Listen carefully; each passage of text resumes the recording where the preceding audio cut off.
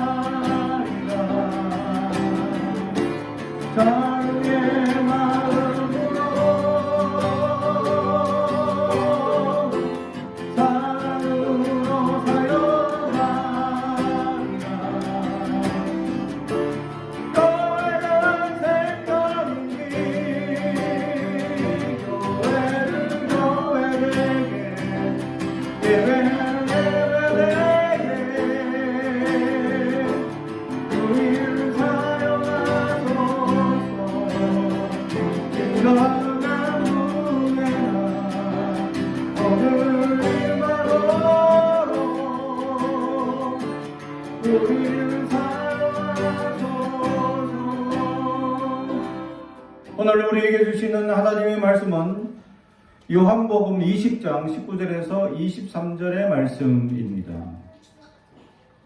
요한복음 20장 19절에서 20절까지 말씀.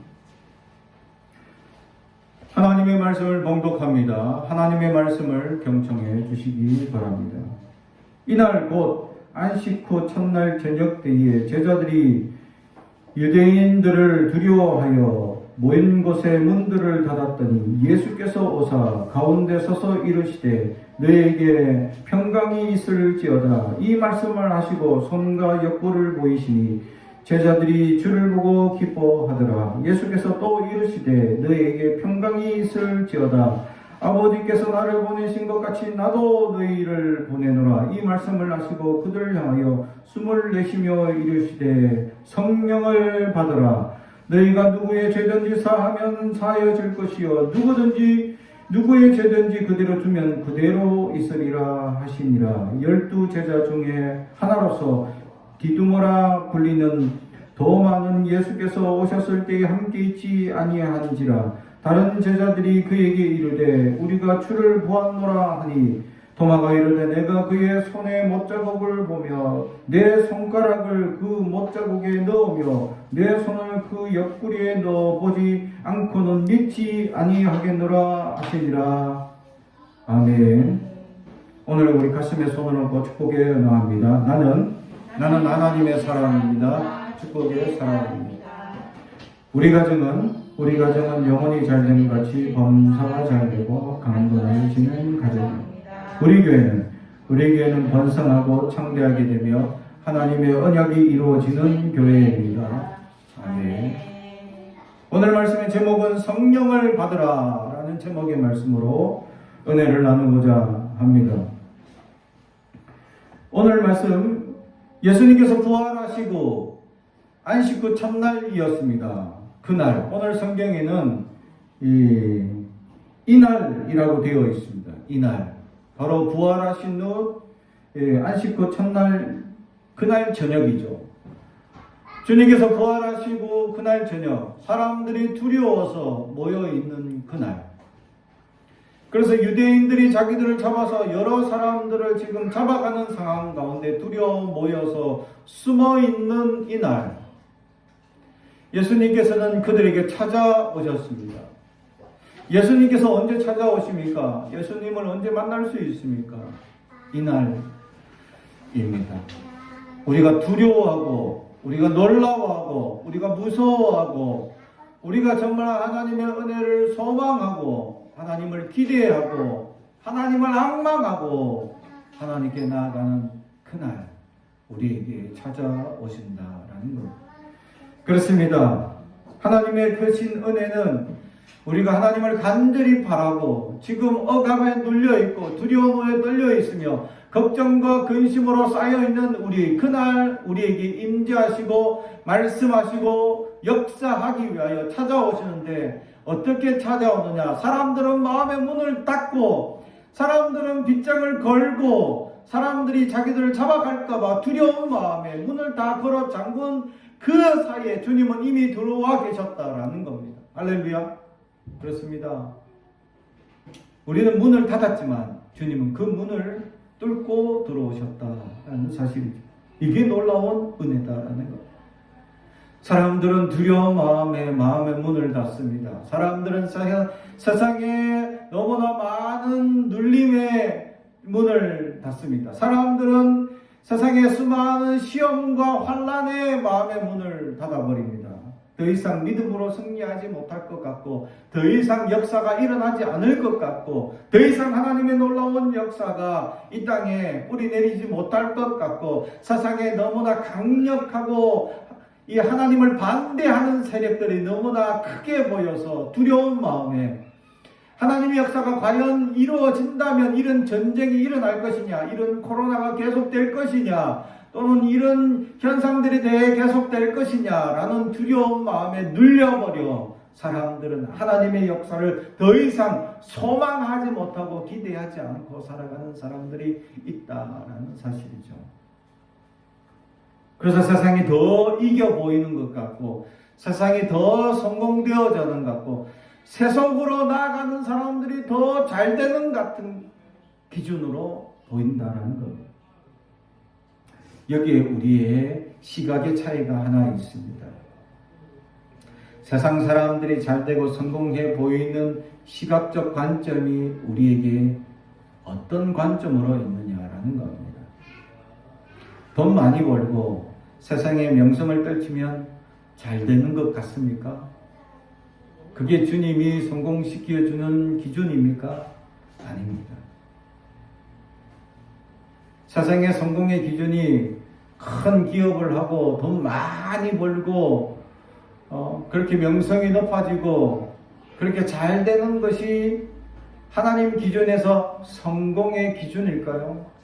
아닙니다. 근데 우리의 기준에 우리가 그 하나님의 기준인 것처럼 착각하고 있는 그 기준들이 잘못된 기준임을 우리는 우리의 시각을 돌려야 한다는 거죠. 성경 어디에서 돈 많이 버는 것이 성공이다. 돈 많이 벌고 명성이 자자한 것이 성공이다라고 하나님 기준에서 성공이라고 되어 있는 것은 아무 데도 없습니다.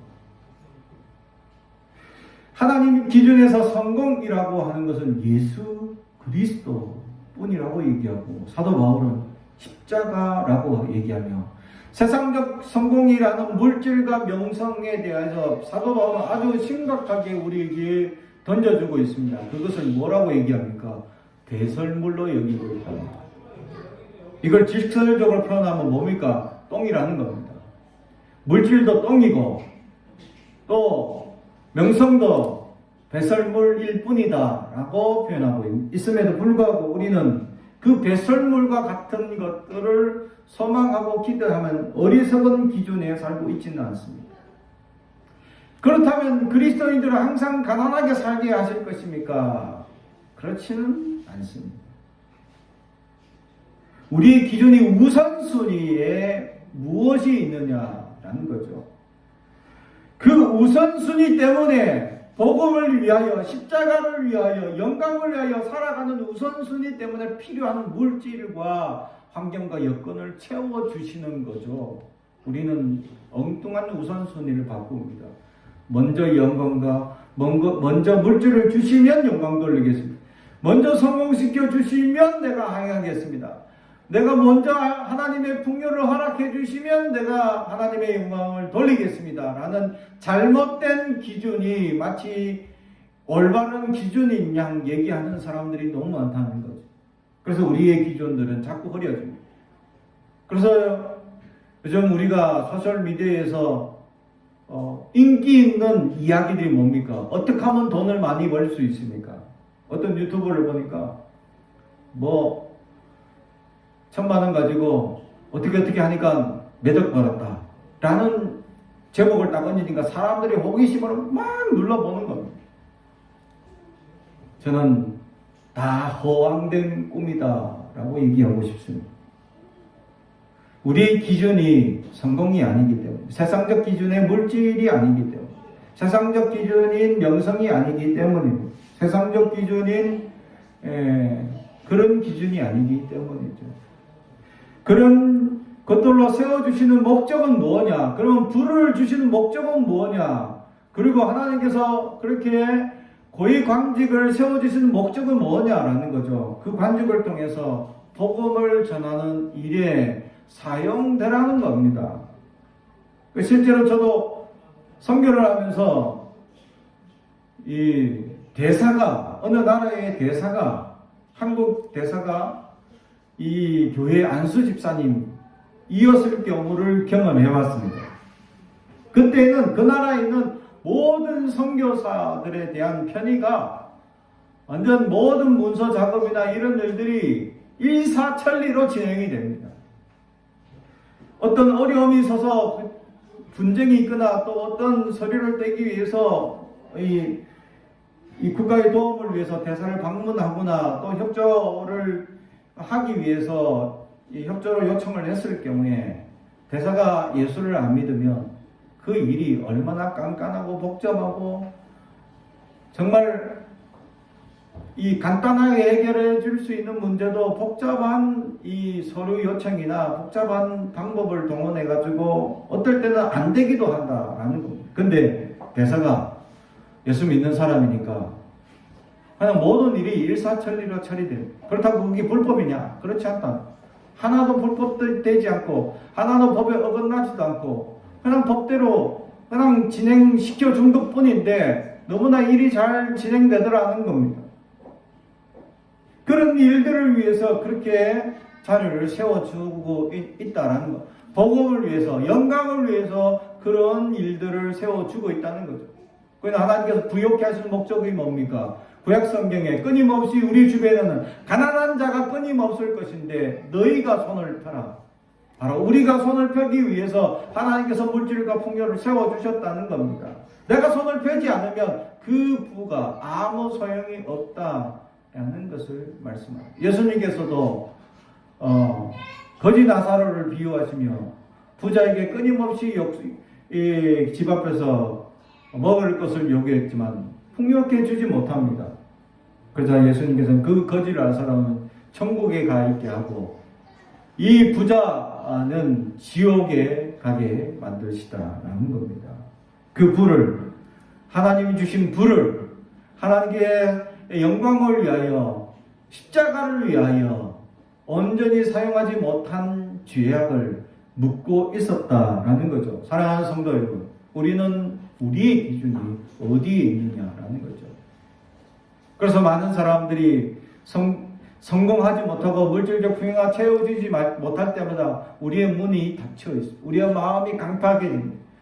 그리고 세상적 험난한 일들을 당하며 더욱 우리는 강팍한 마음을 가지며 살아가고 있습니다. 그때 주님은 이미 우리 안에 찾아오십니다.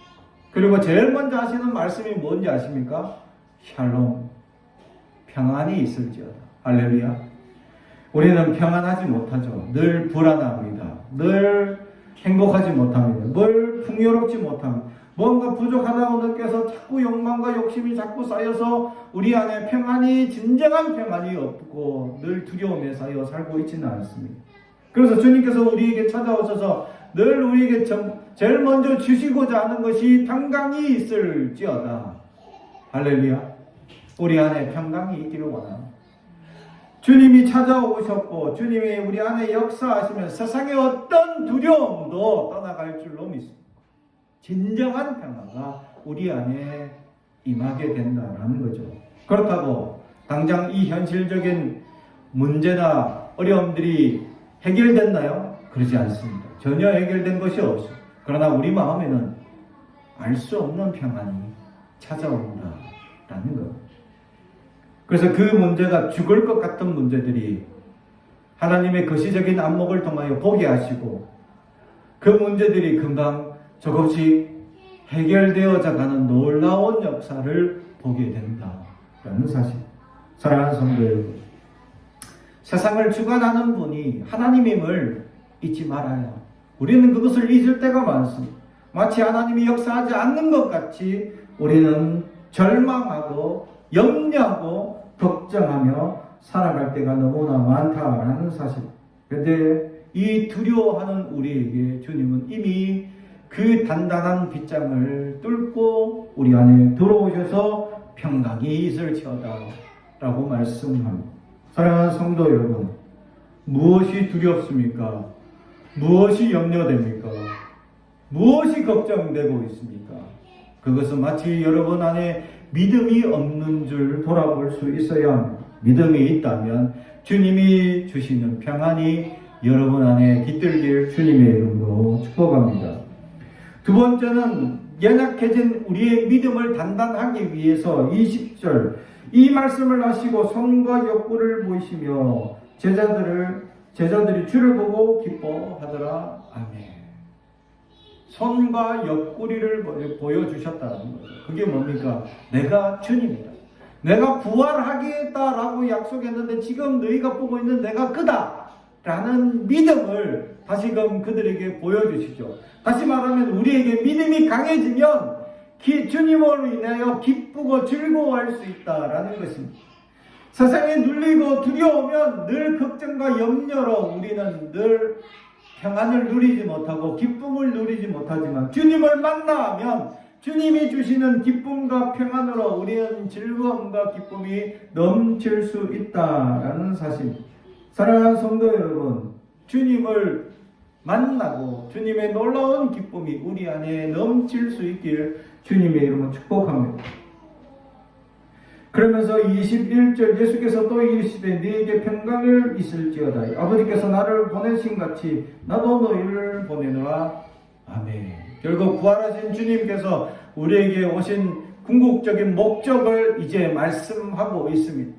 아버지께서 나를 보내는 것 같이 여러분들을 세상에 보내고자 주님께서는 부활하셨고 지금 이 시간에도 우리에게 말씀하고 계시다는 사실.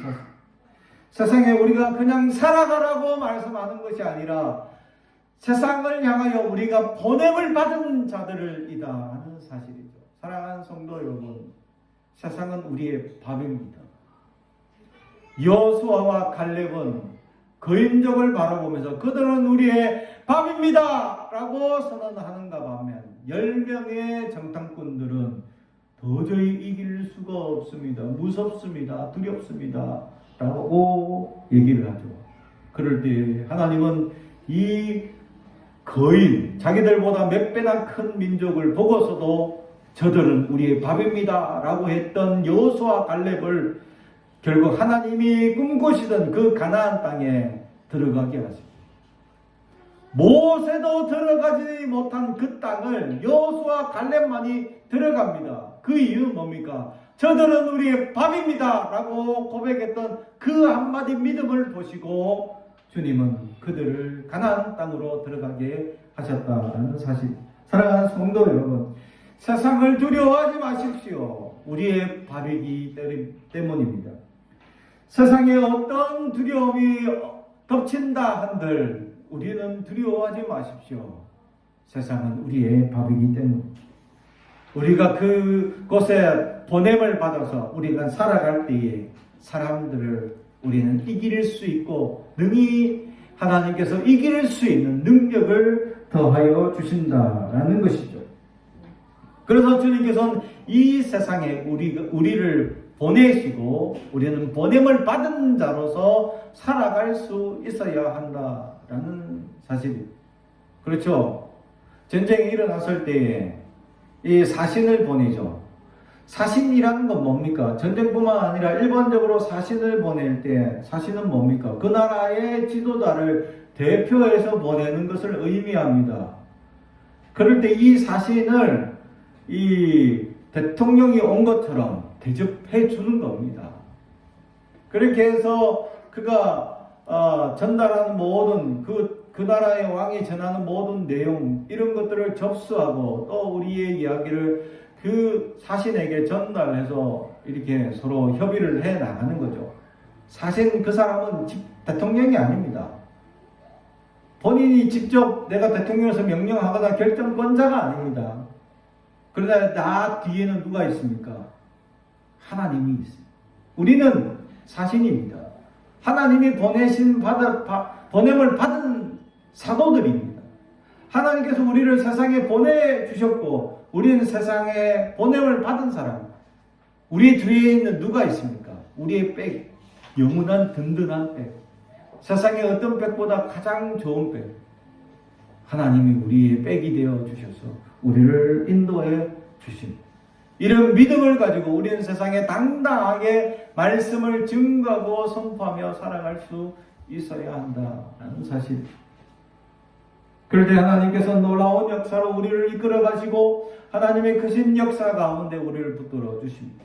오늘 그 보내기 위하여 우리에게 찾아오시고 또 한 가지 더 우리에게 필요한 능력이 있어야 할 줄로 알고 오늘 성경에 22절 이 말씀을 하시고 그들을 향하여 숨을 내쉬며 이르시되 성령을 받으라. 아멘. 보냄을 받은 우리에게 있어야 할 것이 하나 있습니다. 그게 바로 성령. 이 성령을 주시기 위해서 숨을 내쉬며 라는 이 단어, 에네피세센이라는 단어입니다. 헬라어로 에네피세센. 근데 어디서 많이 들어본 단어이기도 하죠. 이게 뭐냐면 창세기 2장 7절에 보시면 하나님께서 사람을 만드시고 그 사람을 만든 형상을 향하여 숨을 내쉬며 이 불어 생기를 불어 넣으시다라고 하는 불어 넣다라는 단어, 바로 그것이 똑같은 단어였다라는 말이죠. 근데 구약에서 이 단어는 딱 2번 사용됩니다. 그것은 생명이 없는 존재를 향하여 말씀하실 때, 생명을 불어넣으실 때 이 단어를 사용했다라는 거죠. 신약에서는 여기에서 유일하게 사용되는데, 바로 생명이 있는 우리에게 또 생명을 불어넣는 것이 아니라 성령을 불어넣기 위해서 우리에게 말씀하셨다는 거죠. 다시 말하면 이 성령이 무엇냐라는 겁니다. 바로 우리가 세상에 보냄을 받은 자로서의 필요한 능력들을 의미하고 있다는 사실입니다. 예수 그리스도의 이름으로 기도하면 그 기도가 이루어지고 풀리는 놀라운 역사에 대해서 오늘 성경은 말씀하고 있습니다. 그래서 이 능력은 뭐냐? 23절, 너희가 누구의 죄든지 사하면 사하여질 것이요 누구의 죄든지 그대로 두면 그대로 있으리라 하시니라. 아멘. 우리에게 능력을 주셨습니다. 죄를 사하는 능력을 주셨습니다. 근데 우리는 어떻습니까? 예수님께서 우리에게 그 능력을 주셨는데 그 능력을 우리가 어떻게 사용하길 원하십니까? 내 말 잘 듣고 착한 사람들 이건 무조건 용서해. 무조건 용서. 근데 내 말 안 듣고 애질거리고 나를 힘들게 하는 사람들 절대로 용서해주지 말아야지. 저주받도록 내버려둬야지 라는 마음으로 살아가라고 하나님께서 말씀하십니까? 아니죠. 예수님께서 우리에게 용서를 가르쳐 주셨습니다. 어떻게 말씀하셨죠? 70번에 7번까지 용서하라고. 그냥 용서하라는 거죠. 다시 말하면 이 권세를 어떻게 사용하기를 원합니까? 용서로 사랑하라고 우리에게 죄의 권세를 주셨다는 겁니다. 사탄에 눌려있고 세상에 눌려있는 사람들을 향하여 나가여 그들의 모든 죄를 사해 주라고 하나님께서 말씀하셨습니다. 다시 말하면 사하는 능력을 더하여 주셨다는 거죠. 사하지 말라고 주신 게 아니라 사해 주라고 주신 능력입니다. 우리를 힘들게 하든 어렵게 하든 모든 이들을 용서하며 사해 주라고 그 능력과 권세를 주셨는데 우리는 어떡합니까? 어떤 사람은 용서하고 어떤 사람은 용서하지 않는 권세가 아니다라는 거예요. 그러므로 우리는 이것을 하나님이 주시는 지혜와 능력으로 우리는 사해주는 놀라운 은혜가 있길 주님의 이름으로 축복합니다. 세상에 아직도 지금도 눌려있고 걱정과 근심으로 두려워하고 염려하며 걱정하며 마음의 문을 굳게 닫는 세상의 많은 이들을 향하여 가서 예수 그리스도의 사랑을 증거하고 사함의 권세를 선포하여 그들을 주님께로 인도해 주기를 원하고 있다라는 사실이죠. 사랑하는 성도 여러분, 여러분은 이러한 성령의 능력이 가득해 세상의 두려움에 눌려있지 않고 능력을 발휘하는 저와 여러분이 되길 주님의 이름으로 축복합니다. 기도하겠습니다. 사랑과 저희가 되가신 아버지 하나님 감사합니다. 오늘도 우리에게 말씀을 주시니 감사합니다. 하나님, 우리는 연약하고 부족하나 주님께서 우리에게 말씀하시고 오늘도 주님 성령의 능력으로 두려워하고 염려하고 걱정하는 모든 것들이 떠나가고 주님의 평안이 우리 안에 온전히 임하게 하옵소서. 그래야 하나님의 크신 은혜를 누리게 하여 주시고 하나님의 놀라운 역사와 기적을 베풀며 하나님의 크신 은혜가 무엇인지를 증거하며 살아가는 증인이 되게 하옵소서. 감사드리며 예수님의 이름으로 기도드리옵나이다. 아멘.